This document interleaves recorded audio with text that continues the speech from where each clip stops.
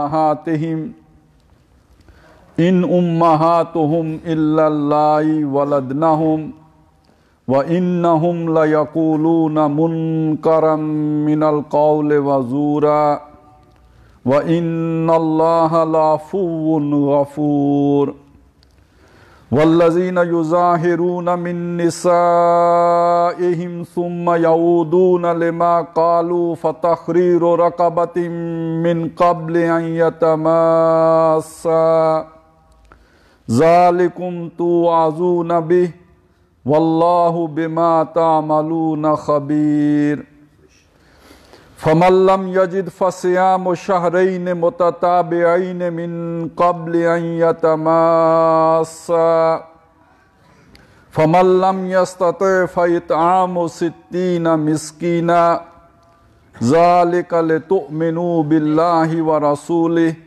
وتلك حدود الله وللكافرين عذاب أليم صدق الله العظيم رب اشرح لي صدري ويسر لي امري واحلل عقدة من لساني يفقهوا قولي اللهم الهمنا رشدنا واعذنا من شرور انفسنا اللهم ارنا الحق حقا وارزقنا اتباعه وارنا الباطل باطلا وارزقنا اجتنابه اللهم وفقنا لما تحب وترضى آمین یا رب العالمین۔ پچھلے 3 جمعے ہم سورہ نور کی آیات 55، 56 اور 57 کا مطالعہ کرتے رہے۔ اس سے پہلے ہم نے سورہ حدید مکمل کر لی تھی، اور سورہ نور کی جن 3 آیات کا ہم نے مطالعہ کیا وہ بھی در حقیقت سورہ حدید ہی کے ایک مضمون کے ضمن میں کیا ہے کہ سورہ حدید میں ہمارے سامنے جو اللہ کے 2 مطالبے آئے آیت نمبر 7 میں کہ لاؤ ایمان اللہ پر اور اس کے رسول پر، اور جو تم کو اللہ نے اختیار دیا ہے جن چیزوں پر ان میں سے اللہ کی راہ میں لگاؤ اور خرچ کرو۔ آمنوا باللہ ورسولہ وانفقوا مما جعلکم مستخلفین فی، یہ جو استخلاف ہے اسی سے خلافت بنی ہے، اور یہی وہ لفظ ہے کہ جو سورہ نور کی آیت نمبر 55 میں آیا ہے لَيَسْتَخْلِفَنَّهُمْ فِي الْأَرْضِ، ہم انہیں لازماً زمین میں استخلاف عطا کریں گے۔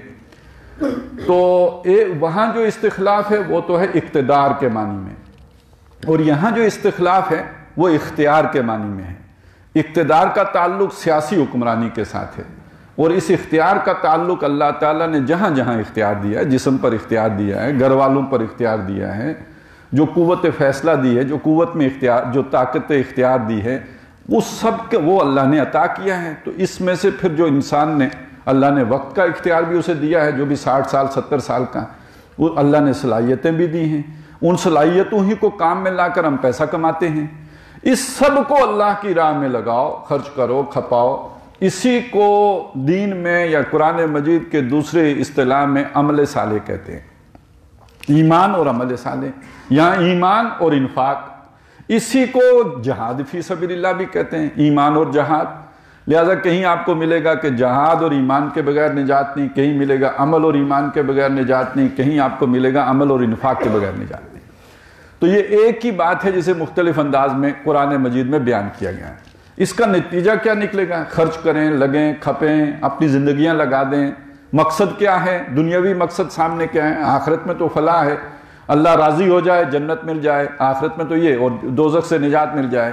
لیکن دنیا کا مقصد کیا ہے؟ مال خرچ کریں، جان لگائیں، وقت لگائیں، صلاحیتیں کھپائیں، محنتیں کریں، تگ و دو کریں، گردنیں کٹائیں۔ حاصل کیا کرنا ہے؟ لِيَقُومَ النَّاسُ بِالْقِسْطِ، تاکہ لوگ انصاف پر کھڑے ہو جائیں۔ سورہ حدید کی آیت نمبر 25۔ اچھا، یہ ایک مطالبہ ہے اللہ کی طرف سے، اور یہ ایک ایسا مطالبہ ہے، موسیٰ علیہ السلام کو کہا گیا کہ فرعون کے پاس جاؤ، اذهب إِلَىٰ فِرْعَوْنَ إِنَّهُ طَغَىٰ، انہوں نے کہا نہیں مانے گا۔ اللہ نے کہا نہ مانے، تمہیں اس سے کیا، تم جاؤ اسے بتاؤ لَعَلَّهُ يَتَزَكَّىٰ، شاید کے معنی لے، شاید کے ایمان لائے، تم نے تو کوشش کرنی ہے۔ اور یہاں تک کی بات نہیں ہے، تاکہ لوگ انصاف پر کھڑے ہو جائیں، تو کھڑے تو نہیں ہو سکتے جب تک وہ مانے نہ، کیونکہ ظلم تو وہ کر رہا ہے۔ تو اب نہیں مانے گا تو پھر کیا کریں؟ پھر اب کشاکش کرنی ہے، کشمکش کرنی ہے، اس سے جہاد کرنا ہے، اس سے لڑائی لڑنی ہے۔ اور اس کا اقتدار ختم کر کے اللہ کا اقتدار اس کے بغیر اگر قائم نہیں ہو سکتا تو ٹھیک ہے کرو۔ اب ادھر معاملہ کیا ہے کہ وہ شرذمۃ قلیلون، یہ تو ایک مختصر سا گروہ ہے، ابھی ہمارے وزیر اعظم نے بھی کہا ہے چھوٹا طبقہ، تو اس مصر میں چھوٹا طبقہ جو ہے بنی اسرائیل ہیں، تو یہ کیسے انقلاب برپا کریں گے؟ یہ تو پہاڑ اور گلیری کا مقابلہ ہے، ان کا آپس میں کیا کوئی جو ہے وہ میچ بنتا ہی نہیں۔ تو اس لیے ضروری ہے کہ اللہ اپنی قدرت سے بتائے کہ میں کر دوں گا، یہ بظاہر نہیں لگے گا کہ یہ ہو جائے۔ موسیٰ کے لیے اور بنی اسرائیل کے لیے ممکن نہیں ہے کہ بنی اسرائیل کا اقتدار قائم کر دے اور فرعون کا اقتدار زائل کر دیں گے، ان کے لیے ممکن نہیں ہے، اسباب کی دنیا میں یہ نظر ہی نہیں آتا ہے۔ کسی چھوٹے گروہ کے لیے یا چھوٹے طبقے کے لیے ممکن نہیں ہے کہ اپنے سے 1000 گنا بڑے طبقے کو اکھاڑ کر پھینک دے، یہ اللہ کی مدد سے ہو سکتا ہے۔ کم من فئۃ قلیلۃ غلبت فئۃ کثیرۃ باذن اللہ، کتنی بار تاریخ میں ایسا ہوا، چھوٹے گروہ نے، چھوٹے طبقے نے بڑے طبقوں کو اکھاڑ پھینکا، لیکن یہ ہوا اللہ کے اذن سے، اللہ کی مدد سے، اللہ کی نصرت سے۔ اب یہ سورہ نور نے ہمیں بتایا کہ اللہ کی یہ مدد آئے گی، اب بھی آئے گی، اور یہ نہ سمجھو کہ کافر لوگ ہی زمین میں چلت پھرت کرتے رہیں گے اور مسلمانوں کو غلبہ نہیں ہوگا، یہ ہوگا، اور میں نے آپ کو حدیث بھی سنائی تھی، لیکن شرطیں 2 پوری کرنی پڑیں گی، وہی ایمان اور انفاق یا ایمان اور عمل، اس کا حق ادا کرنا پڑے گا۔ تو یہ مضمون ذرا ذہن میں پھر تازہ کر لیں، سورہ حدید کا سارا مضمون یہ ہے۔ اب اس کے ساتھ ہے سورہ مجادلہ، جو ویسے تو پارے بدل جاتے ہیں لیکن پاروں کی تقسیم تو بعد کی تقسیم ہے۔ سورتیں یہ سورہ حدید اور سورہ مجادلہ، ان کا زمانہ نزول بھی ایک مدینہ ہی میں نازل ہوئی نصف آخر میں، 10 سال ہیں حضور کے، تو پہلے 5 سال کو چھوڑ کے اگلے 5 سال کے بالکل ابتدائیے میں یہ صورتیں نازل ہوئی ہیں۔ پھر یہ بات بھی ذہن میں رکھیں کہ یہ جو صورتیں ہوتی ہیں جو ساتھ ساتھ، ان کے مضمون کے اندر بھی ایک ہمانگی ہوتی ہے، بڑی نمایاں مثال ہے، ہر آدمی پڑھتا ہے، اسے سورۃ الفلق بھی یاد ہوگی، سورۃ الناس بھی یاد ہوگی۔ سورۃ الفلق میں آپ دیکھیں اس میں بھی پناہ مانگی گئی ہے، سورۃ الناس میں دیکھیں اس میں بھی پناہ مانگی گئی ہے، اس لیے دونوں صورتوں کو کہتے ہیں معوذتین، وہ 2 صورتیں جو تعوذ کی صورتیں ہیں جن میں پناہ مانگی گئی ہے۔ لیکن ایک باریک سا فرق ہے، سورۃ الفلق میں ان چیزوں سے پناہ مانگی گئی ہے جو خارج سے حملہ آور ہوتی ہیں، وہ گانٹھوں پہ پھونکنے والیاں اور جو شر مختلف ہیں، حسد کرنے والے کے شر سے، یہ سورہ باہر سے آنے والے۔ سورۃ الناس میں اس چیز سے پناہ مانگی جو اندر سے ابھرتی ہے، یوسوس فی صدور الناس من الجنۃ والناس۔ تو یہ بہت سی صورتیں آپ کو ایسی ملیں گی قرآن مجید میں جن کے مضامین میں بڑی ہمانگی ہے، اور ایک رخ ایک صورت میں بیان ہو جائے گا، دوسرا رخ دوسری صورت میں بیان ہوتا ہے۔ اس اعتبار سے اکثر و بیشتر صورتیں آپس میں جوڑا جوڑا ہیں۔ میں نے صرف آپ کو ایک مثال دے دی، تو اس کو آپ اپلائی کر لیں۔ سورہ آل عمران اور سورہ بقرہ، ان کے مضامین میں ہمانگی ہے، دونوں کے جو نصف اول ہے اس میں سابقہ اہل کتاب مخاطب ہیں، لیکن ایک فرق ہے، سورہ بقرہ میں یہودی بنی اسرائیل، اور سورہ آل عمران میں بھی اہل کتابی مخاطب ہیں مگر نصارہ۔ دونوں کے نصف آخر میں امت مسلمہ کو خطاب ہے، اور وہ خطاب جو شروع ہوتا ہے سورہ بقرہ میں یا ایھا الذین آمنوا استعینوا بالصبر والصلاۃ، اور سورہ آل عمران میں یا ایھا الذین آمنوا اتقوا اللہ حق تقاتہ ولا تموتن الا وانتم مسلمون۔ تو یہ صورتوں کے مضامین میں ایک ہمانگی ہوتی ہے، لیکن ایک باریک سا فرق بھی ہوتا ہے۔ ویسے بھی جو شاید جوڑا ہوتی ہے، دونوں جوڑے بالکل ایک جوڑے کے دونوں افراد بالکل ایک جیسے نہیں ہوتے، مرد اور عورت، کوئی اور مخلوق دیکھے اسے ایک جیسے ہی نظر آئیں گے، لیکن یہ کہ دونوں کو پتہ ہے ان میں جسمانی طور پر بھی فرق ہے، مزاج کے طور پر بھی فرق ہے۔ وَقِسْ عَلَىٰ ذَلِكَ، اسی طرح یہ جو صورت ہے سورہ حدید اور سورہ مجادلہ، ان کے مضامین میں بھی ہمانگی ہے، اور وہ جو مرکزی مضمون ہے وہ کیا ہے؟ ایک معلوم ہوتا ہے جد و جہد ہو رہی ہے، اور اس جد و جہد کا ہدف کیا ہے؟ نظام عدل کا قائم کرنا، ظلم کا خاتمہ کرنا، عدل کو قائم کر دینا، لِيَقُومَ النَّاسُ بِالْقِسْطِ۔ اب ظاہر ہے جسے ہم آج اپنے محاورے میں کہیں گے یہ ایک ریولوشنری پروسیس ہے جس کا ذکر کیا، انقلابی عمل ہے۔ انقلاب میں تو پھر چھیتڑے اڑتے ہیں، مرتے ہیں لوگ، دیکھتے ہیں انگاروں پہ لٹائے جاتے ہیں، اور یہ کہ اونٹوں کے ساتھ باندھ کر کسی کو ادھر پرچے اڑا دیے جاتے ہیں کیونکہ آدھا ٹکڑا ادھر چلا جاتا ہے، ہر دور میں ہوا ہے۔ آج لوگوں کو یہ تو معلوم ہے فرانس میں انقلاب آیا تھا، کتنوں کو معلوم ہے کتنے مرے تھے تو آیا تھا، کروڑوں مرے ہیں تو آیا ہے۔ یہ تو لوگوں کو معلوم ہے کہ روس میں انقلاب آیا تھا، کیسے آیا تھا، کتنے کھپ گئے، کتنے مرے، 1.5 کروڑ سے اوپر لوگ مرے، پھر جا کے انقلاب آیا ہے۔ تو انقلاب تھوڑی ایسے آتا ہے، تو محمد رسول صلی اللہ علیہ وسلم نے بھی یہ محنت کی اور قدم بہ قدم چلی ہے. پتھر آیا ہے, لگا ہے, خون نکلا ہے, تلوار پڑی ہے, دندان مبارک شہید ہوئے ہیں. تو بالکل جسے کہتے ہیں نا انسانی سطح پر آ کے, اللہ کے نبی تھے, معجزاتی طور پر بھی ہو سکتا تھا, لیکن یہ کہ وہ حجت بنانا تھا نو انسانی کے لیے, تو بالکل انسانی سطح پر قدم بہ قدم چل کر محمد رسول اللہ صلی اللہ علیہ وسلم نے جزیرۃ العرب میں انسانوں کو انصاف پر قائم کر دیا. لِيَقُومَ النَّاسُ بِالْقِسْطِ. سورہ مجادلہ میں یہ بتایا یہ جو جد و جہد ہوگی, یہ جو عمل ہوگا, یہ جو اس رخ پر جب آپ آگے چلیں گے تو وہ لوگ, ایک تو آپ کے دشمن ہیں جو مقابل ہیں, جو رد کر رہے ہوں گے, اس کو رکاوٹ بن کے کھڑے ہوں گے, وہ تو وہ ہے نا جو باہر سے آپ کے مقابلے میں آ کر کھڑے ہوں گے. آپ کے اندر بھی کچھ کمزور لوگ ہوں گے, آپ کے اندر بھی کچھ کم ہمت لوگ ہوں گے, آپ کے اندر بھی کچھ لالچی لوگ بھی ہو سکتے ہیں, کچھ دنیا سے محبت کرنے والے بھی ہوں گے. میں آپ کو موٹی موٹی مثالیں دے دیتا ہوں. حضرت موسیٰ علیہ السلام نکلے, اللہ نے کہا جاؤ لڑو, اب جا کے لڑائی لڑو. فقتلوا, وہ قوم نے کہا موسیٰ تو اور تیرا رب جا کے لڑو. فذهب أنت وربك فقاتلا إنا هاهنا قاعدون. ہم نعت پڑھنے کے لیے تیار ہیں, حمد کے ترانے لاپنے کے لیے تیار ہیں, ہم تہجد بھی پڑھنے کے لیے تیار ہیں. یہ لڑنے مرنے کا کام تو ہم لوگوں کا نہیں ہے, ہم شریف لوگ ہیں. یہ کس کام میں تم اور تمہارا رب جا کے لڑو.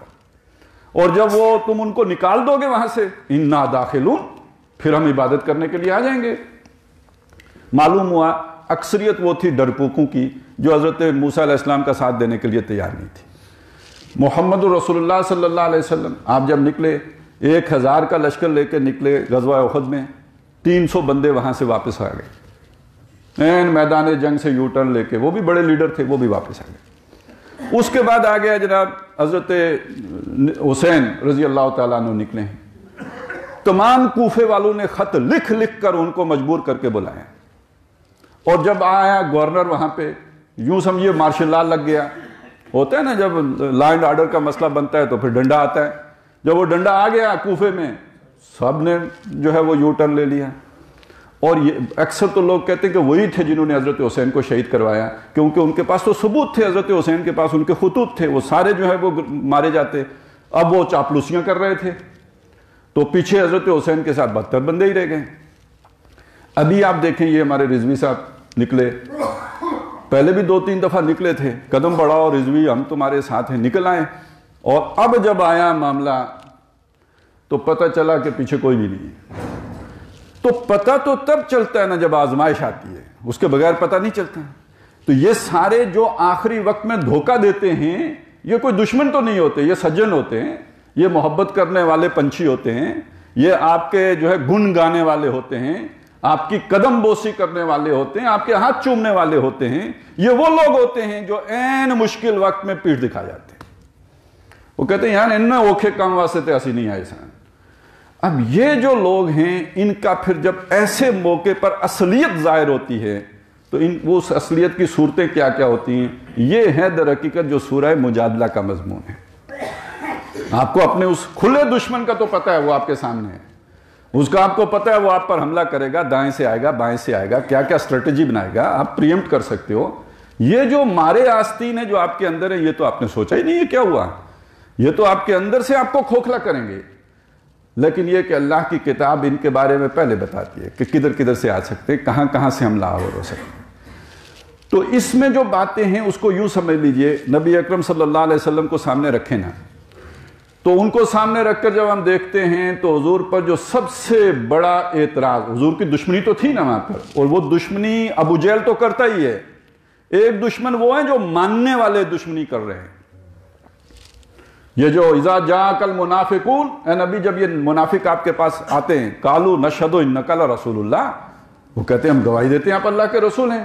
واللہ یعلم انک لرسول, اللہ جانتا ہے کہ آپ اس کے رسول ہیں, لیکن واللہ یشہد ان المنافقین لکاذبون, اللہ گواہی دیتا ہے یہ منافق جھوٹ بولتے ہیں. اور آگے چل کے آتا ہے ان کے اوصاف بیان ہوئے, وہ اوصاف بمعنی اوصاف ذم, برے اوصاف جو ان کے بیان ہوئے کہ اذا رأیتہم تعجبک اجسامہم, آپ انہیں دیکھو اس لیے کہ وہ عیاش لوگ ہیں, کھاتے پیتے لوگ ہیں, مال و دولت اور سرمایہ والے لوگ ہیں, جب نظر آئیں آپ کو ان کے جسم بھلے معلوم ہو، بڑے اٹریکٹیو، بہت جو ہے سجے سجائے، اذا رأیتہم تعجبک اجسامہم وَإِن یقولوا تسمع لقولہم، بات کریں ایسی مرصع، ایسی مسجع، ایسی خوبصورت، ایسی لچھے دار، ایسے من موہنے والے دانے پر جو ہے موتی پروئیں، گویا جب بات کریں آپ ان کی بات سننے پہ اپنے آپ کو مجبور پائیں۔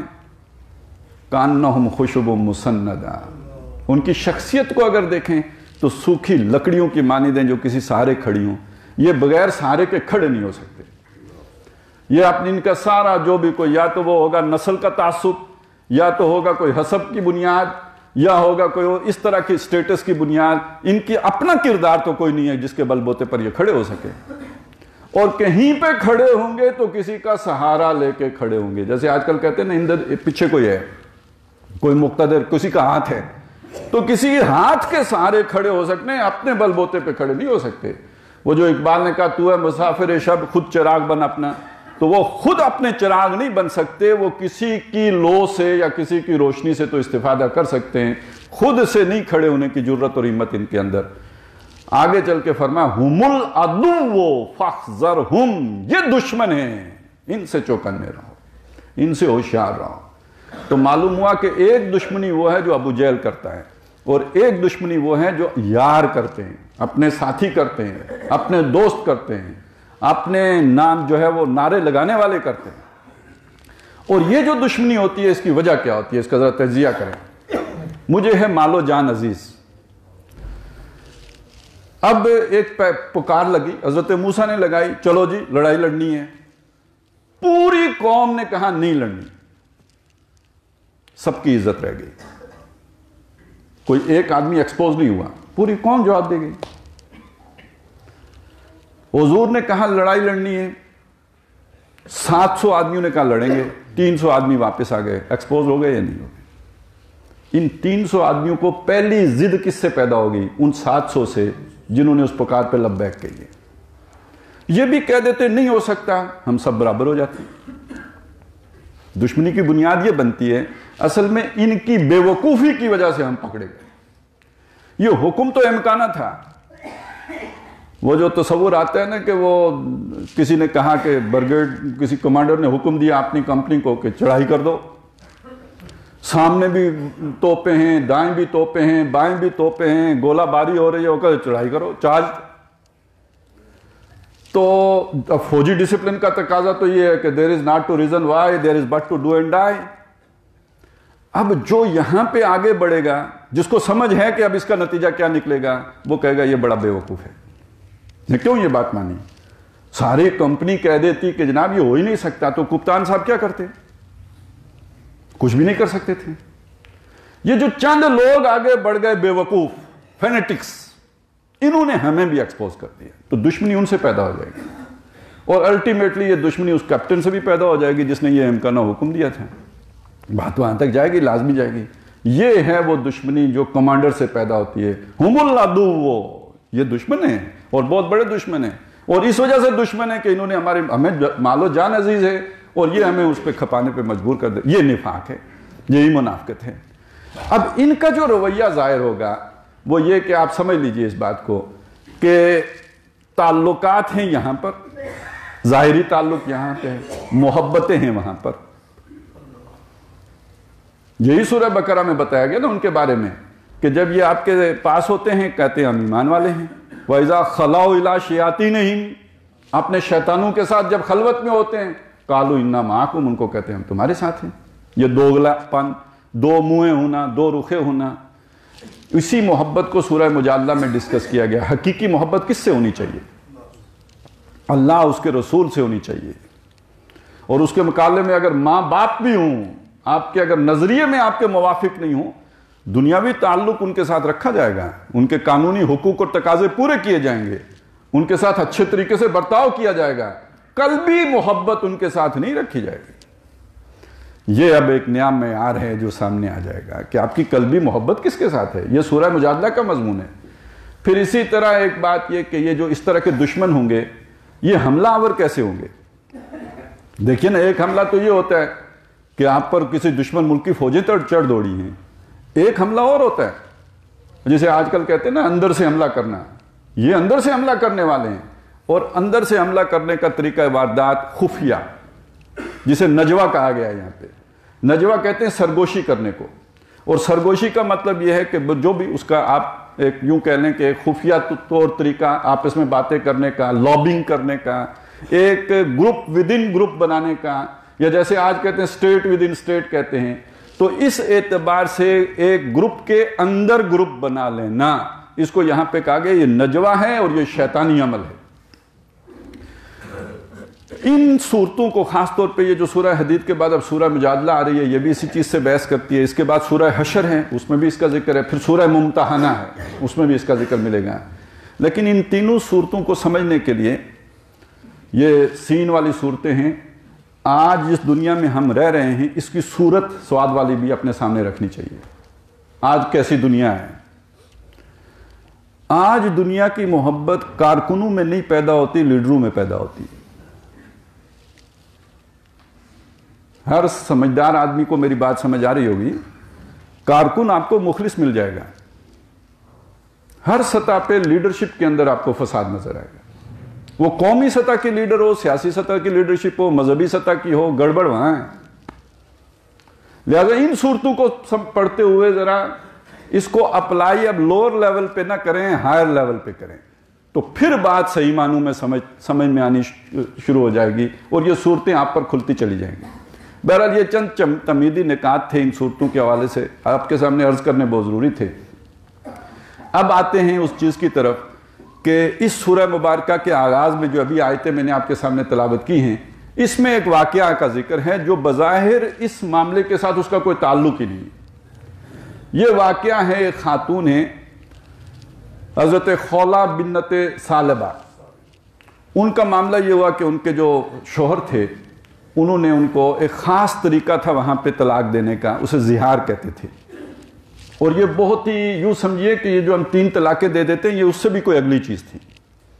زہار کے معنی یہ تھے کہ اپنی بیوی کو اپنی ماں قرار دے دینا، یا ماں کے کسی جو ہے جزو کے ساتھ اسے وہ نتھی کر دینا. مطلب اس کا یہی ہوتا تھا کہ اب میں بیوی کے طور پہ تمہیں نہیں رکھنا. لیکن اس انداز میں جو سیپریشن ہوتی تھی وہ ابد الآباد ہوتی تھی، کیونکہ 3 طلاقیں دینے کے بعد بھی وہ ایک صورت تو ہے نا، کہیں اور نکاح ہو گیا اور وہاں بیوہ ہو گئی یا اس نے طلاق دے دی تو پھر جو ہے وہ مراجعت ہو سکتی ہے. لیکن اس کے بعد تو کوئی صورت ہی نہیں تھی. یہ تو گویا محرمات عبدیہ میں داخل ہو گئی، جو بڑا سخت قسم کا معاملہ تھا. تو ایک صحابی تھے حضرت اوس ابن صامت، انہوں نے یہ کام کر دیا، اپنی بیوی کو زہار یعنی کہہ دیا کہ تمہاری پیٹھ جو ہے وہ میرے لیے ماں کی پیٹھ جیسی ہے. یہ استعارہ تھا، اصل میں مراد یہ کہ میں تمہارے ساتھ صحبت نہیں کروں گا، ہم بستری نہیں کروں گا، بیوی کے طور پہ نہیں رکھوں گا. اب وہ خاتون نبی اکرم صلی اللہ علیہ وسلم کے پاس آئیں، پھر یاد کی حضور مسئلہ یہ ہے کہ میں تو چلیں پھر بھی بچے ان کو کون سنبھالے گا. یہ اوس خود بوڑھے ہیں، ان کا معاملہ بھی یہ تھا کہ یہ کوئی ایسا مسئلہ تو نہیں کہ کوئی ذہنی توازن کھو گئے ہوں، لیکن یہ کہ ذرا تھوڑا سا یوں سمجھیے کہ وہ جو ایموشنل بیلنس ہوتا ہے وہ لوز کیا ہوا تھا. کبھی غصہ آ گیا تو انتہا درجے کا آ گیا. تو اب ان کو بھی اپنی غلطی کا احساس ہو رہا ہے، یہ بھی اکیلے رول جائیں گے، بچے تو رولیں گے ہی رولیں گے، میں اپنے پاس انہیں سنبھال نہیں سکتی، وسائل نہیں ہیں، اس کے پاس رہیں گے تو انہیں دیکھ بھال ان کی کون کرے گا، تو ہمارا کوئی معاملہ کیجئے. نبی صلی اللہ علیہ وسلم نے فرمایا میرے پاس اس کا کوئی حکم نہیں ہے، میرے حساب میں تو جو بھی روایت ہے اس کے مطابق یہ آپ کی سیپریشن ہو گئی ہے، اب تم اس پر حرام ہو چکی ہو. وہ بیچاری چیخ رہی ہیں، چلا رہی ہیں، شور کر رہی ہیں. تو آغاز اس سے ہوا قد سمع اللہ قول التی تجادلک فی زوجہا، اللہ نے سن لی اس خاتون کی بات اے نبی جو آپ سے مجادلہ کر رہی تھی اپنے جوڑے کے بارے میں، اپنے خامد کے بارے میں. اب اس میں ایک پہلو تو وہ ہے کہ آدمی کے دل میں خلوص و اخلاص ہو تو بات کہاں تک جاتی ہے. اور اس کے چند واقعات بھی ہیں. حضرت عمر رضی اللہ تعالیٰ عنہ ایک دفعہ جا رہے تھے اپنے دور خلافت میں، تو ان خاتون نے، اور بڑے لوگ ان کے ساتھ وفد تھا، قریش کے اشراف حضرت عمر کے ساتھ ہیں، ان خاتون نے حضرت عمر کو روک لیا اور بہت دیر تک روکے رکھا، کوئی بات چیت کرتی نہیں، علیحدہ لے جا کر. تو جب حضرت عمر واپس آئے تو لوگوں نے اظہار ناراضگی بھی کیا اور ذکر بھی کیا کہ آپ نے ایک بڑھیا کی خاطر ہمیں روکے رکھا، ہمارا آپ نے پروٹوکول کا لحاظ نہیں کیا، آپ سمجھتے ہیں کہ یہ بات ایسی تھی کہ جو کہنے والی تھی؟ تو حضرت عمر نے فرمایا تم اس خاتون کو نہیں جانتے، اس کی بات 7ویں آسمان تک جاتی ہے، یہ مجھے ساری رات کھڑا رکھتی تو میں اس کے پاس کھڑا رہتا، اگلی صبح بھی کھڑا رکھتی تو کھڑا رہتا ہے۔ یہ ہیں خولہ بنت جو ثعلبہ۔ تو ان کا یہ معاملہ ہوا، بلکہ انہوں نے ایک دفعہ حضرت عمر کو تھوڑا ڈانٹا بھی، عمر وہ وقت یاد کرو جب تم عمیر کہلاتے تھے اور پھر تم عمر ہو گئے اور اب تم امیر المومنین ہو گئے، لیکن اللہ سے ڈرنا، اللہ کے سامنے جا کے جواب دینا ہے، تمہارا محاسبہ ہونا ہے۔ تو یہ ہیں حضرت عمر سن رہے ہیں ان سے باتیں، کسی نے ٹوکا کہ بھئی امیر المومنین، انہوں نے کہا ہاں مجھے معلوم ہے امیر المومنین ہے۔ تو یہ خاتون ہیں اور آ کے حضور صلی اللہ علیہ وسلم، اچھا بحث کہاں کر رہی ہیں؟ مجادلہ کا لفظ جانتے ہیں نا، جھگڑا کرنا، جدال، جنگ و جدال کے الفاظ ہم استعمال کرتے ہیں۔ تو یہ بحث کرنا، تکرار کرنا، اپنی بات کا اعادہ کرنا اور اس میں ذرا تھوڑا آواز کو بھی بلند رکھنا، مقام کس کا ہے؟ جس کے بارے میں حکم یہ ہے کہ آواز اونچی کی تو سارے اعمال اڑ جائیں گے۔ ذرا تقابل دیکھیے، اور یہاں پہ اڑنے کی بجائے شنوائی ہو رہی ہے۔ تو معلوم ہوا بہت کچھ کا تعلق انسان کے خلوص اور اخلاص کے ساتھ بھی ہوتا ہے، اس کی نیت اور اس کے ارادے کے ساتھ بھی ہوتا ہے، اس کے جذبہ کے ساتھ بھی ہوتا ہے۔ یہ ایک بڑا عمدہ تقابل ہے جو یہاں ہمارے سامنے آ رہا ہے۔ دوسرا یہ کہ اس مقام کو ذرا سورہ حدید کی آخری 4 آیات کے ساتھ جوڑ کے دیکھیے، وہاں سلسلہ مضامین چل رہا تھا، جہاد، قتال، انفاق اور اقامت دین، اچانک رہبانیت کا مضمون آ گیا جس کا بظاہر اس چیز کے ساتھ کوئی تعلق نہیں ہے۔ یہاں اس میں سارا جو ہے وہ معاملہ حزب اللہ اور حزب الشیطان کی کشمکش کا ہے۔ پہلی 4 آیات میں ذکر ایک خاندانی مسئلے کا آ گیا جس کا بظاہر اس بحث کے ساتھ کوئی تعلق ہی نہیں، تو در حقیقت ایک بڑا گہرا تعلق ہے، 2 اعتبارات سے تعلق ہے۔ ایک یہ کہ سورہ حدید کی آخری 4 آیات ایسے ہی مضمون کے ساتھ جڑی ہوئی ہیں، اور سورہ مجادلہ کی پہلی 4 آیات، ان میں بھی ایک خانگی مسئلہ آ گیا۔ تو 4 آیات ادھر، 4 آیات ادھر، بظاہر معاملے سے تعلق نہیں ہے، حقیقت میں بڑا گہرا تعلق ہے۔ تو وہ جو ان دونوں جگہوں پہ ایک ربط ہے وہ کیا ہے؟ وہ ہے غلو، مبالغہ۔ جب نیکی میں مبالغہ ہوگا آپ دنیا سے کٹ کے رہبانیت اختیار کر لیں گے۔ اور اسی طرح یہ سمجھ لیجئے کہ جب آپ کے اندر وہ جو روحانیت یا جسے کہتے ہیں نا، ایک ہوتی ہے چیز کی اصلیت اور روح، اس کی روح اور اس کی اسپرٹ، اس کی جگہ پہ آپ صرف جب الفاظ پہ چلے جائیں گے تو پھر وہ جو اس کے نتیجے میں جو ایک سختی اور کرختگی اور ایک درجے میں جسے کہیں سوکھا پن آئے گا اور روکھا پن آئے گا، وہ ہے جو سورہ مجادلہ کی ان پہلی 4 آیات میں کہ ایک خاندان تباہ ہو رہا ہے اور آپ کو اس کی کوئی پرواہ نہیں ہے۔ اور ویسے یہ تو وقت ہمارے پاس تنگ ہے، لیکن یہ کہ بہت ہی اہم مضمون ہے یہ اپنی جگہ پہ سمجھنے کا، کہ ہمارے ہاں یہ بھی بڑی عجیب جو ہے وہ حساسیت ہے۔ ایک آدمی ہوگا، وہ بیوی کے ساتھ اس کی کچھ انبن ہوئی، اس نے کوئی طلاق دی، اب وہ آ کے کبھی کون سے مفتی کے پاس جا رہا ہے، ساری دنیا میں گھومے گا، لیکن یہ کہ اس سے آپ پوچھیں نماز پڑھتے ہو، کہے گا نہیں، روزہ پر یاد نہیں ہوتا جی، 30 روزے تو کہاں رکھے جاتے ہیں۔ مطلب شریعت کے کسی حکم پر عمل نہیں۔ نکاح طلاق کے معاملے میں بڑی سینسٹیوٹی ہے، بہت حساسیت ہے۔ تو یہ امبیلنس ہے، جیسے امبیلنس ادھر ہے ویسا امبیلنس ادھر بھی ہے، لہذا یہ دونوں ساتھ ساتھ رکھ دیے گئے۔ لیکن اس سے بڑھ کر جو مانوی ربط ہے اس کو سمجھ لیجئے۔ ایک طرز عمل وہ ہے جس میں لوگ خفیہ سرگوشیاں کر رہے ہیں۔ اگر آپ ان کے طرز عمل کو دیکھیں گے تو وہ بڑے میٹھے طریقے سے بات کر رہے ہوں گے۔ اگر آپ ان کے انداز گفتگو کو دیکھیں گے تو اس میں آپ کو کوئی بدتمیزی کا پہلو نظر نہیں آئے گا، بڑے مؤدب ہو کے بات کر رہے ہوں گے۔ اور ایسے لوگ جو ہوتے ہیں وہ ہوتے بڑے چپ چاپ ہیں، لیکن یہ کہ اندر سے پورے ہوتے ہیں۔ وہ ہمارے ہاں ایک محاورہ ہے کہ چپ چمیتا مارا گیٹا، صحیح کسے نہ کیتا۔ ایک آدمی ہے شرارت کر دیتا ہے، پہچان کوئی نہیں سکتا کہ شرارت کس نے کی ہے، چپ چاپ شرارت کرتا ہے، اسے کوئی پہچان ہی نہیں سکتا۔ تو چپ چپیتا مارے گیٹا، صحیح کسے نہ کیتا۔ تو یہ ان کے انداز میں آپ کو بڑی تہذیب، شائستگی، بہت ہی سویلائزڈ کلچرڈ بندے نظر آئیں گے۔ ان کے مقابلے میں وہ خاتون وہ بڑی گنوار معلوم ہوگی جو محمد رسول اللہ کے پاس آ کے شکوہ کر رہی ہے، شکایت کر رہی ہے، چلا رہی ہے، وہ اور وہاں دہائیاں دے رہی ہے۔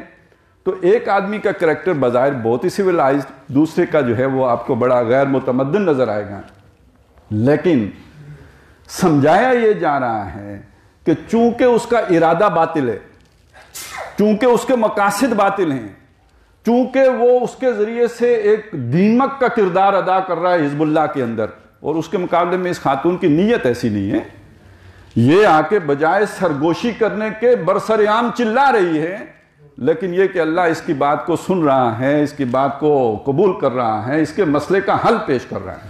تو قد سمع اللہ قول التی تجادلک فی زوجہا، سن لی اللہ نے بات اس خاتون کی، اے نبی، جو آپ سے مجادلہ کر رہی تھی، جھگڑ رہی تھی، آپ کے سامنے فریاد کر رہی تھی، آپ کے سامنے شکایت کر رہی تھی، اپنے خامد کے بارے میں جو باتیں کر رہی تھی، اس کی بات سن لی اللہ نے۔ وَتَشْتَكِي إِلَى اللَّهِ، اور وہ شکوہ اللہ سے بھی کر رہے تھے، حضور سے بھی شکوہ، اللہ سے بھی شکوہ۔ تو الفاظ بتا رہے ہیں جو ان کا انداز ہوا ہوگا، اور آپ سمجھ بھی سکتے ہیں خاتون کے گھر کا یہ ایسا معاملہ ہو جائے، وہ چاہتی ہے کہ گھر دوبارہ آباد ہو، تو جس طرح وہ آ کے بات کرے گی اس کو آپ کسی درجے میں تصور میں لا سکتے ہیں اپنے خیال میں، تو وہ سارے ان الفاظ میں اللہ تعالیٰ نے اس کی عکاسی کر دی۔ بہرحال یہ شکوہ یا شکایت کے الفاظ اردو میں ایک تھوڑا سا مذموم معنی میں بھی استعمال ہوتے ہیں، اس میں ایک رنجش کا پہلو بھی شامل ہوتا ہے، لیکن یہ کہ عربی زبان میں شکایت کا لفظ اس معنی میں استعمال نہیں ہوتا، اس میں صرف اپنی معافی ضمیر کہنا یا جو بھی ایک آپ کی پریشانی ہے اس کے اظہار کا معاملہ ہے۔ جیسے سورہ یوسف میں آتے ہیں کہ جو گھر والوں نے جب حضرت یعقوب سے کہا کہ آپ ہر وقت کیا رونا دھونا کر رہے ہیں، تو انہوں نے کہا کہ میں تو اپنا شکوہ جو ہے اللہ سے، بسی و حزنی اشکو بسی و حزنی اللہ، میں اپنا جو بھی میرا غم ہے، دکھ ہے، اس کا شکوہ اللہ سے کرتا ہوں۔ یا جیسے طائف کے موقع پر جب حضور پہ بیتی جو بیتی، تو جب وہ واپس آئے ہیں اور اللہ سے دعا کی ہے تو اس میں بھی یہ الفاظ ہیں، اللہم اشکو الیک ضعف قوتی و قلت حیلتی و ہوانی علی الناس، اے اللہ میں تیری جناب میں شکوہ کرتا ہوں اپنی قوت کی کمزوری کا، وسائل کی کمی کا، اور جو لوگوں کے سپرد مجھے تو نے کر دیا ہے۔ تو یہ شکوہ اس معنی میں شکایت نہیں ہے جس معنی میں ہم عربی میں اردو میں استعمال کرتے ہیں، ایسا ہی شکوہ شکایت وہ خاتون اللہ تعالیٰ کے ساتھ بھی کر رہی تھی۔ واللہ یسمع تحاورکما، اور اللہ تعالیٰ تم دونوں کے تحاور، محاورہ، بات چیت کرنا، جو ہوتا ہے نا محاورہ ہوتا ہے جو اکثر زبان پہ جو چڑی بات ہو، تو تحاور باہم ایک دوسرے سے بات چیت کرنا۔ تو اے نبی، آپ اور وہ خاتون جو باہم ایک دوسرے سے بات چیت کر رہی تھی، ہم اسے سن رہے تھے، اللہ سن رہا تھا اسے۔ ان اللہ سمیع بصیر، بے شک اللہ تعالیٰ سننے والا اور دیکھنے والا ہے۔ اب آیا مسئلہ، فرمایا الذین یظاہرون منکم من نسائہم، وہ لوگ کہ جو تم میں سے اپنی بیویوں سے زہار کر بیٹھیں۔ شدید غصہ آیا، اس غصے میں بہن کہہ دیا، ماں کہہ دیا، یا جو بھی اسے کہہ دیا، اس طرح کہ مطلب یہ ہے کہ وہ زہار کے ذریعے سے طلاق دے دی۔ تو جو اپنی بیویوں کو طلاق زہار کر لیں، اسی سے یہ جو زہار کا لفظ ہے یہ باب مفاعلہ سے ہے، جیسے جہاد کے ساتھ مجاہدہ ہوتا ہے، جیسے جدال کے ساتھ مجادلہ ہوتا ہے، اسی طرح سمجھ لیجئے کہ قتال کے ساتھ مقاتلہ اور قتال، تو زہار، مظاہرہ، یہ جو ہم روز کرتے ہیں مظاہرہ، تو ایک مظاہرہ وہ ہوتا ہے جو آپ سیاسی طور پہ اس کے ایک معنی ہے خاص، لیکن وہ بھی یعنی کسی سے اعلان بیزاری کرنا اور اس کے مقابلے میں اپنی طاقت کا اظہار کرنا، یہ بھی زہار ہے، یعنی آپ نے اپنی بیوی سے زہار کر لیا، اس سے لا تعلقی اختیار کر لی اور اس کے مقابلے میں اپنی طاقت ظاہر کر دی۔ تو فرمایا اللہ نے پہلی بات تو یہ کہی، ما ہن امہاتہم، ان کے یہ زہار کہنے سے وہ ان کی مائیں نہیں ہو جاتی۔ ان امہاتہم الا اللہ ولدنہم، ان کی مائیں نہیں ہیں مگر وہی کہ جنہوں نے ان کو جنا ہے۔ اصلی مائیں تو وہی ہوتی ہیں، اگرچہ کہ شرعاً مائیں اوروں کو بھی کہا گیا ہے، مثلا یہ کہ کسی کی جو سوتیلی ماں ہے اس نے جنا تو نہیں، لیکن ماں کے حکم میں ہیں۔ نبی اکرم صلی اللہ علیہ وسلم کی جو ازواج مطہرات ہیں وہ امہاتکم، وہ ماؤں کے حکم میں ہیں۔ اسی طرح دادی نے جنا نہیں ہوتا لیکن ماں کے حکم میں، نانی کا معاملہ بھی یہی ہے، وہ اوپر بھی چلے جائیں، پردادی پرنانی سارے اس حکم، ذاتی ماں جو ہے جس نے دودھ پلایا جنا تو نہیں ہے۔ تو یہاں اصل میں اس بات پر زور دینے کے لیے کہ اصل ماں تو تمہاری وہ ہے کہ جس نے تمہیں جنا ہے۔ وَإِنَّهُمْ لَيَقُولُونَ مُنْكَرًا، لیکن یہ بات تو ہے جو بات انہوں نے کہی ہے وہ انہوں نے کہی ہے منکر، وہ شے کہ جس سے طبیعت انکار کرے، جسے سن کر طبیعت میں تقدر آ جائے، ایسی بات کہ جس کو سن کر آدمی وحشت محسوس کرے، بہت بری بات، ناگوار بات، کراہت والی بات، ناپسندیدہ بات ہے جو انہوں نے کہی ہے۔ من القول، بات کا بہت ہی بری شے ہے وہ زورا، اور جھوٹ ہے، ایک ماں ہے نہیں اسے ماں کہہ دیا۔ یہ بھی در حقیقت اس کی شناعت بیان کرنے کے لیے کتنی بری بات تم نے زبان سے نکالی اور جھوٹ بولا، اور مومن وہ ہے جو جھوٹ نہیں بول سکتا۔ اللہ کے نبی صلی اللہ علیہ وسلم نے فرمایا، پوچھا، اگرچہ کہ اس سے کسی کو دلیری نہیں آ جانی چاہیے، لیکن یہ کہ ایک بات ہے اللہ کے نبی نے فرمائی ہے، اس کو سمجھنا چاہیے اور اس سے سمجھنا چاہیے کہ جھوٹ کتنی بری شے ہے۔ حضور سے پوچھا گیا مومن چوری کر سکتا ہے؟ حضور نے فرمایا کر سکتا ہے۔ پوچھا گیا شراب پی سکتا ہے؟ فرمایا پی سکتا ہے۔ پوچھا زنا کر سکتا ہے؟ کہا ہاں کر سکتا ہے۔ پوچھا گیا جھوٹ بول سکتا ہے؟ فرمایا نہیں، مومن جھوٹ نہیں بول سکتا۔ تو جب قرآن کسی شے کو کہے یہ زور ہے، جھوٹ ہے، تو اندازہ لگائیے کہ وہ کتنی بری۔ ہمیں نہیں سمجھ آئے گی، ہمارے لیے تو جھوٹ جو ہے وہ سویٹ ڈش ہے، لیکن یہ کہ جب وہ ایمان ہو تو معلوم ہو کہ جھوٹ کیا بلا ہے۔ وَإِنَّ اللَّهَ لَعَفُوٌّ غَفُورٌ، اور بے شک اللہ تعالیٰ معاف کرنے والا ہے، بخشنے والا ہے۔ اچھا، معاف کرنے والا ہے، بخشنے والا کا مطلب یہ نہیں کہ اب ان پر کوئی کفارہ ہی نہیں ہے۔ ہم تو یہی مطلب لیتے ہیں نا، اللہ بخشنے والا ہے، چھٹی جو مرضی کرتے پھرو، چھٹی نہیں ہے۔ معاف کرنے والا یہ کہ اوپننگ دیتا ہے، راستہ نکالتا ہے، اس کا کوئی راستہ بتاتا ہے، اس کا کوئی آداب بتاتا ہے، کوئی تعدیب کر کے سزا دے کر راستہ بنا دیتا ہے۔ معاف کرنے والا بخشنے والا ہے۔ لہذا والذین یظاہرون من نسائہم، وہ لوگ کہ جو اپنی عورتوں کے ساتھ اظہار کر بیٹھیں، ثم یعودون لما قالوا، پھر وہ پلٹنا چاہیں اس سے جو انہوں نے کہا، یعنی اپنی اسے دوبارہ بیوی بنانا چاہیں، فَتَخْرِيرُ رَقَبَةٍ مِّن قَبْلِ أَن يَتَمَاسَّا، تو وہ ایک غلام گردن آزاد کریں اس سے پہلے کہ وہ دونوں ایک دوسرے کا لمس لیں یا چھوئیں، ایک دوسرے کو ٹچ کریں۔ اچھا، یہ بھی لغوی معنی میں نہیں ہے کہ ٹچ کرنا ہی حرام ہے، معنی یہ ہے کہ ہم بستری نہیں کر سکتے، تعلق زن و شو قائم نہیں کر سکتے جب تک کہ وہ ایک جو ہے غلام کو آزاد نہ کر لے۔ باقی اس کی تفصیلات ہیں، وہ غلام مرد ہو، عورت ہو، مسلمان ہو، غیر مسلم ہو، وہ جس کو بہت زیادہ ڈیٹیل چاہیے ہو تو فقہ کی کتابوں میں دیکھ سکتے ہیں۔ فرمایا ذالکم توعظون بہ، یہ وہ چیز ہے کہ جس کے ذریعے سے تم سمجھائے جاتے ہو، تمہیں نصیحت کی جاتی ہے۔ معلوم ہوا کہ وہ غلطی تھی، اللہ معاف کرنے والا بخشنے والا ہے، لیکن یہ کہ اتنی تمہیں کفارہ ادا کرنا پڑے گا تاکہ تمہیں عقل آ جائے، تمہیں مت آ جائے۔ یہاں ایک بات عرض کروں کہ ہمارے ہاں یہ جو 3 طلاقیں ہوتی ہیں اکثر، ان کی اگر آپ سپیرٹ دیکھیں تو طلاق کی سپیرٹ نہیں ہے، ان کی سپیرٹ زہار کی سپیرٹ ہے۔ غصہ آیا، وہاں غصے میں یہ کام کرتے تھے، یہاں غصے میں 3 فائر مارتے ہیں، اور یہ 3 کرنے کے بعد ان کی کیفیت بالکل یہی ہوتی ہے۔ وہ آئیں گے مولوی صاحب کے پاس، کسی مفتی صاحب کے پاس، وہ جی غصہ سی، وہ نہیں چرس پیتی سی، جو نہیں کیا تھا وہ بھی کہہ کے جان چھڑانے کی کوشش کریں۔ اصل میں ہمارے معاشرے کی ایک برائی ہے، اور وہ یہ کہ ہم نے اس معاملے میں 3 طلاقوں کی بابت حضرت عمر کی بات تو مان لی، اس کا دوسرا حصہ نہیں مانا، وہ 15 کوڑے بھی مارتے تھے۔ جو 3 طلاقیں اکٹھی دے دے وہ مان لیتے تھے 3 ہو گئیں، اوپر سے 15 کوڑے بھی مارتے تھے کہ قرآن کے بتائے ہوئے طریقے کے مطابق تم نے طلاق کیوں نہیں دی۔ اب جا کے ہماری اسلامی نظریاتی کونسل نے یہ تجویز پیش کی ہے کہ ہم سزا دیں، وہ 6 مہینے بھی اگر سزا ہو نا، جیل قید با مشقت، تو غصہ نہیں آئے گا۔ یہ غصہ اسی لیے آتا ہے پوچھتا ہی کوئی نہیں، اور پھر اس کے بعد یہ رونا دھونا تو پھر علیحدہ بات ہے، تو بالکل غصہ ٹھیک ہو جائے گا اگر 6 مہینے کی سزا بھی ہو جائے ساتھ۔ تو اس کے ذریعے سے تمہیں سمجھایا جاتا ہے واللہ بما تعملون خبیر، اور جو کچھ تم کرتے ہو اللہ تعالیٰ اس سے باخبر ہے۔ پھر اس کے بعد بتایا کہ فمن لم یجد، اگر کوئی یہ نہ کرے، غلام نہ ملے جیسے آج نہیں ملتا، فصیام شہرین متتابعین، تو 2 مہینے روزے رکھے مسلسل، لگاتار، پے بہ پے، تابڑ توڑ، من قبل ان یتماسا، اس سے پہلے کہ وہ دونوں ایک دوسرے کو چھوئیں۔ معلوم ہوا کہ اس سے بھی عقل آ جائے گی، 60 روزہ رکھ کے دماغ درست ہو جائے گا، اور 60 اکٹھا رکھنا ہے، 58 رکھ کے 59واں چھوڑ دیا، سٹارٹ فرام منڈو، پھر شروع سے شروع کر دو۔ فمن لم یستطع، لیکن کوئی اس کی استطاعت نہ رکھتا ہو، بوڑھا ہو، جیسے وہ اوس بن صامت بھی بہت بوڑھے آدمی تھے، فاطعام 60 مسکینہ، 60 مسکینوں کھانا کھلا دے 2 وقت، صبح و شام. ذالک لتؤمنوا باللہ ورسولہ، یہ اس لیے تاکہ تم اللہ اور اس کے رسول پر ایمان رکھو.